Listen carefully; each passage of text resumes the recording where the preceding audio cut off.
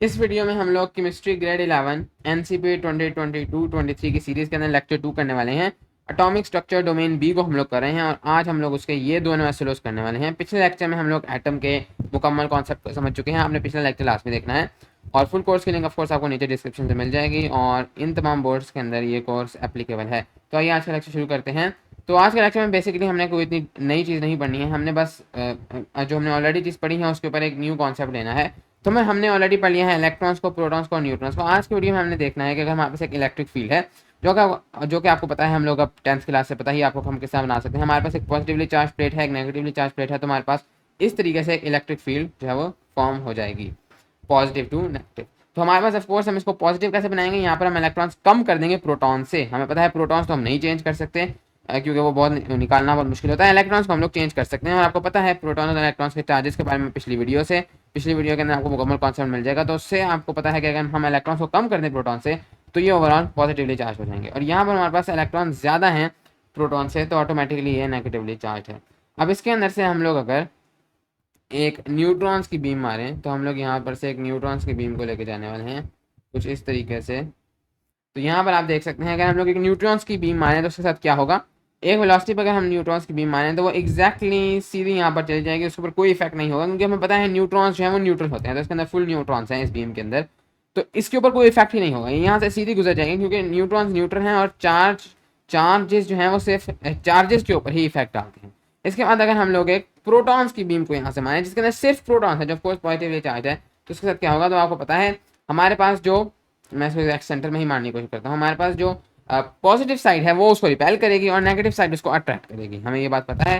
तो हम लोग तो हमारे पास ऑफकोर्स हमें पता है ये इस तरीके से बेंड कर जाएगी, इधर इस तरीके से ये जाएगी तो इसी डायरेक्शन में क्योंकि साइन इनर्शिया है, लेकिन ये इस तरफ बेंड कर जाएगी क्यों, क्योंकि पॉजिटिव इसको रिपेल कर रहा होगा, नेगेटिव इसको अट्रैक्ट कर रहा होगा। सो दीज आर प्रोटॉन, तो ये तो होगा प्रोटॉन्स।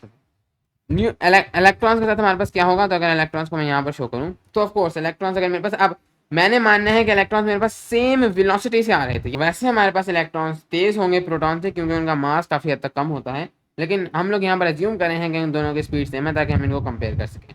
तो यहाँ पर हमारे पास जब इलेक्ट्रॉन्स की स्पीड इसके बराबर है तो हम देखते हैं कि नेगेटिव इसको रिपेल करेगा, पॉजिटिव इसको अट्रैक्ट करेगा, लेकिन ये काफ़ी हद तक ज़्यादा बेंड होगा। ओके, ये हमारे पास बहुत ज़्यादा बेंड होगा कंपेयर टू प्रोटॉन्स।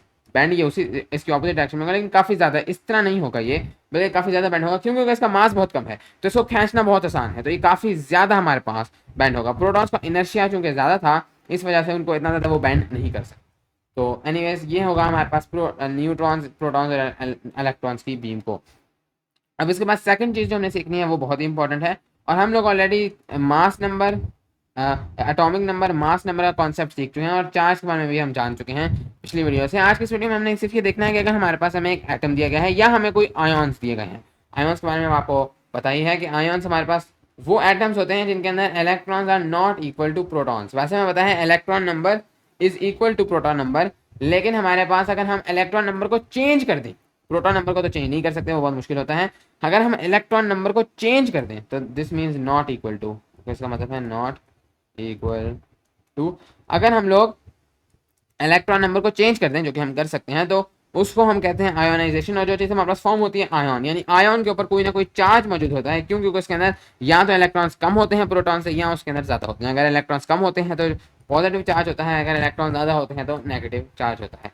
तो ये हमारे पास बुनियादी कॉन्सेप्ट है। अगर हमें एटॉमिक नंबर दिया जाए, मास नंबर दिया जाए, चार्ज दिया जाए, तो क्या हम लोग इस इन्फॉर्मेशन से उसके नंबर ऑफ प्रोटॉन्स, उसके नंबर ऑफ न्यूट्रॉन्स, उसके नंबर ऑफ इलेक्ट्रॉन्स निकाल सकते हैं, ये हमने सीखना है। तो बहुत इजीली, बहुत ही कंसेप्चुअल चीज़ है जो हम कर सकते हैं। अगर हमें फॉस्फोरस दिया गया है और बता दिया गया है कि इसका एटॉमिक नंबर 15 है, इस वाले फॉस्फोरस के आइसोटोप का, क्योंकि हमें पता है मास नंबर तो डिफर कर सकता है, ये हम पिछली वीडियो से देख चुके हैं, तो क्योंकि न्यूट्रॉन्स तो कुछ भी हो सकते हैं, तो ये हमारे पास इसका मास नंबर 31 है और चार्ज इसका 0 है। ऑफकोर्स ये एक एटम है तो चार्ज इसका 0 ही होगा। प्रोटॉन्स और इलेक्ट्रॉन्स हमारे पास सेम है, तो इस केस में हमारे पास नंबर ऑफ प्रोटॉन्स कितना होगा, हमें पता है proton number is the same thing as atomic number, so number of protons होंगे 15, वेरी इजी। अब न्यूट्रॉन्स कितने होंगे, अब ये जो हमारे पास है दिस इज ए हमारे पास क्या है, ए हमारे पास है number of protons plus the number of neutrons, जिसको मैं यहाँ पर एन कह रहा हूँ। ओके, दिस इज एन, अगर ये नंबर ऑफ न्यूट्रॉन्स है तो मैं अगर इसके अंदर से प्रोटॉन्स को माइनस कर दूं तो मेरे पास न्यूट्रॉन्स आ जाते हैं। तो 31 माइनस 15 दैट इज 16, इसका मतलब इसके अंदर 16 न्यूट्रॉन्स है। इलेक्ट्रॉन्स तो हमें पता है जिसके अंदर जीरो चार्ज है उसके अंदर electrons are equal to the number of protons, ये हम लोगों ने इजीली कैलकुलेट कर लिया है। सेकंड वाले के अंदर हमें पता है protons will be equal to the atomic number, neutrons 24 minus 12 means neutrons भी 12 हैं। इलेक्ट्रॉन्स, अब इलेक्ट्रॉन्स प्रोटॉन्स के बराबर होते हैं, लेकिन चूंकि इसके अंदर चार्ज है, इसके अंदर एक +2 चार्ज है। +2 का मतलब यह है कि इसके अंदर हमारे पास 2 इलेक्ट्रॉन्स कम है, तो इस वजह से 2 प्रोटॉन ज्यादा हो गए, तो चार्ज +2 हो गया है। मींस हम लोग करेंगे 12 minus 2 that is going to be 10, तो इसके अंदर इलेक्ट्रॉन्स 10 है। 17 प्रोटॉन्स हो जाएंगे क्लोरीन आयन के अंदर।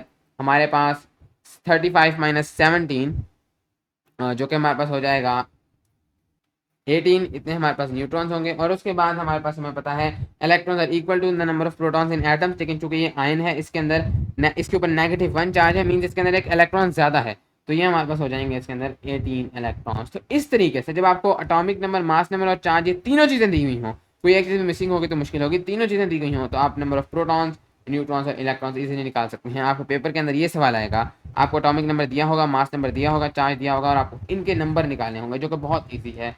अगर आपको ये सवाल आया तो आपने यही करना है, क्योंकि इसके अंदर आपको 100% नंबर मिलेंगे। अगर आपको आइडिया है कि इलेक्ट्रॉन, प्रोटॉन्स और न्यूट्रॉन्स कैसे हैं, जिसका आइडिया आपको पिछले लेक्चर से आराम से हो सकता है।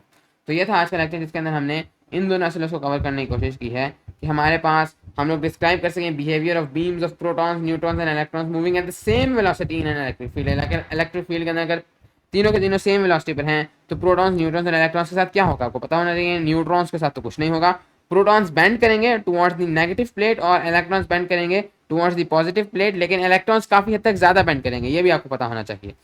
और इसके बाद determine the number of protons, neutrons and electrons present in both atoms and ions given atomic और प्रोटॉन नंबर, मास और न्यूक्लियन नंबर एंड चार्ज। तो आपको पता है एटॉमिक और प्रोटॉन नंबर भी कहा जाता है, पिछले लेक्चर से मास और न्यूक्लियन नंबर भी कहा जाता है।